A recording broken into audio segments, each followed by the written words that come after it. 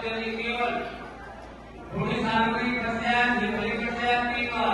और जिसके पास नहीं पहुंच पाया तो जाने के अवकाश समय है जो काय के द्वारा होने का सब जानते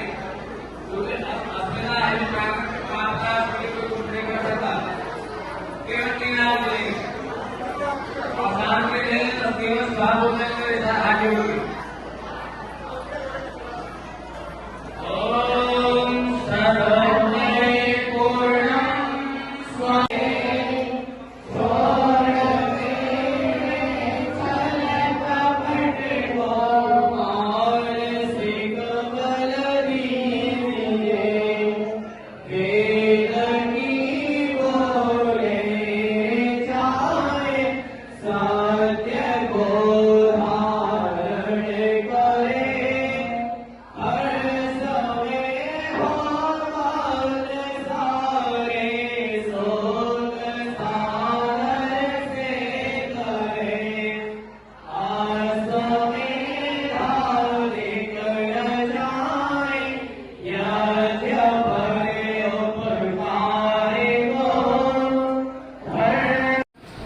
का आपको परिचय हुआ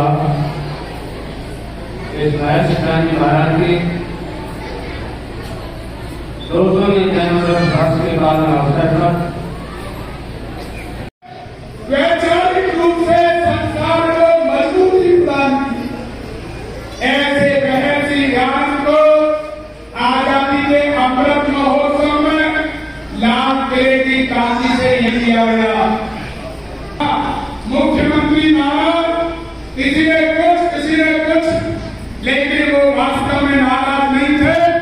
आज उन्होंने प्रधानमंत्री को बताया कार्य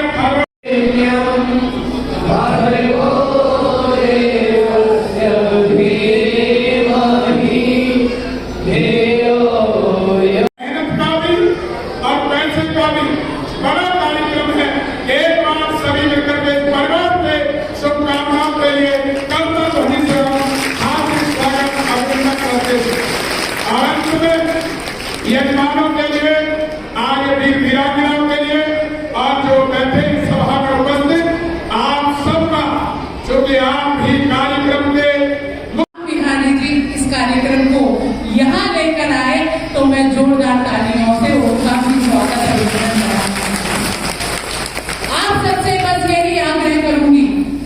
कि भारतीय संस्कृति पुरातन संस्कृति है, भारतीय संस्कृति प्राचीन संस्कृति है। हमें उस संस्कृति को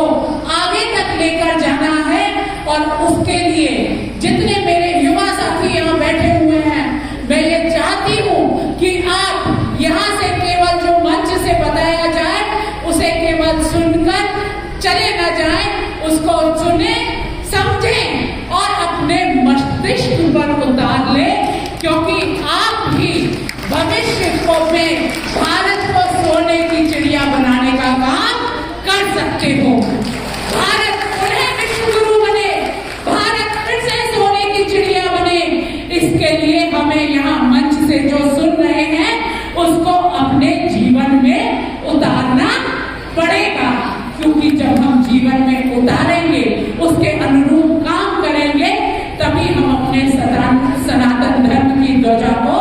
फहरा सकेंगे। तो आप सबसे यही आग्रह और निवेदन करती हूँ। अभी जैसे भाई साहब ने कहा था कि कोरोना के समय यहाँ पर एक प्रशिक्षण शिविर लगा था, मुझे याद है उस प्रशिक्षण शिविर में भी मैं टैंडी गांव में आई थी और वहाँ बेटियों को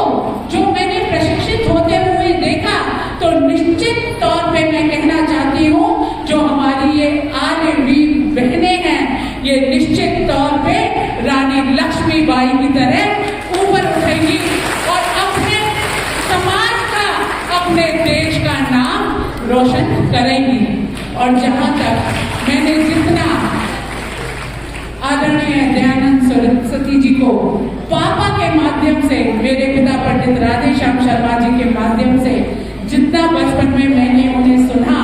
और समझा, मुझे उनकी जो एक विचार है सत्यार्थ प्रकाश में आदरणीय दयानंद सरस्वती जी का, उससे मुझे ये समझ में आया कि हमको हमेशा सत्य सत्य को स्वीकार करना चाहिए और सत्य को ऐसे ही नहीं स्वीकार करना चाहिए, सोच विचार कर सत्य को स्वीकार करना चाहिए। और एक बात आपसे कहती हूं कि चापलूसों की कमी कभी नहीं थी। एक चौटपट है, चापलूसी करो और आगे बढ़ो, लेकिन आपसे कहती हूं जब इतिहास लिखा जाता है तो भगत सिंह का नाम आता है, किसी चापलूस का नाम नहीं आता है। सत्य के रास्ते में बहुत कठिनाई आती है, मुझसे बेहतर कौन जानता है। आज का जो परिवेश है उसमें मुझसे बेहतर इसको कोई नहीं जानता। सत्य के रास्ते में बहुत कठिनाइयां आती हैं, लेकिन आप संत